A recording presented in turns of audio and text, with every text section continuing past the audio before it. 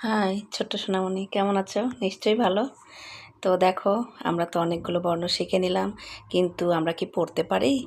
তো আমাদের কিন্তু লেখার পাশাপাশি পড়াটাও শিখতে হবে এবং সঠিক উচ্চারণ সহ, তাই না? তো দেখো, আমরা অন্তস্তীয় জ লাইনটা শিখতেছি। তো বলো, আমার সঙ্গে বলো তাহলে।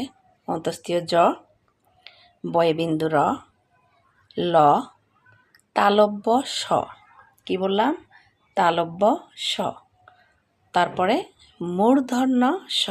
তালব্য স্বর পরে মূর্ধন্য স। তোমরা কিন্তু অনেকেই কি বলো? পেট কাটা মূর্ধন্য স। এটা আবার কেমন কথা? ছি ছি ছি। কি বলবো? মূর্ধন্য স। তাহলে আজ থেকে কিন্তু সঠিক উচ্চারণ করব। আবার আমার সঙ্গে বলো, মূর্ধন্য স। তো আমরা আজকে কিন্তু এই মূর্ধন্য স বর্ণটি শিখব, কিভাবে লিখতে হয়। তো তোমরা তো অবশ্যই খাতা পেন্সিল রাবার নিয়ে রেডি থাকো। এখন আমি বোর্ডে তোমাদের দেখাবো। তো আজ আর কথা নয়, এখন আমরা চলো পাঠে মনোযোগ দেই। ঠিক আছে? তাহলে কি বলবো এখন? চলো সবাই ফোঁটা দিয়ে বর্ণ বানাই। তো এসো তবে আমরা মূর্ধন্য স লেখা শিখি। তো আমার সঙ্গে দেখো, ট্রাই করো। আমরা প্রথমে কি করব? ঘর খাতায় মাত্রা দিয়ে নিব। মাত্রা দিয়ে নিলাম। তারপর দেখো, এসে প্রথম মাথা থেকে, অর্থাৎ একেবারে মাত্রার শুরু থেকে এইভাবে একটা টানবো। তারপরে এটা একটু বড় হবে আর এটা ছোট। হ্যাঁ, ছোট করব।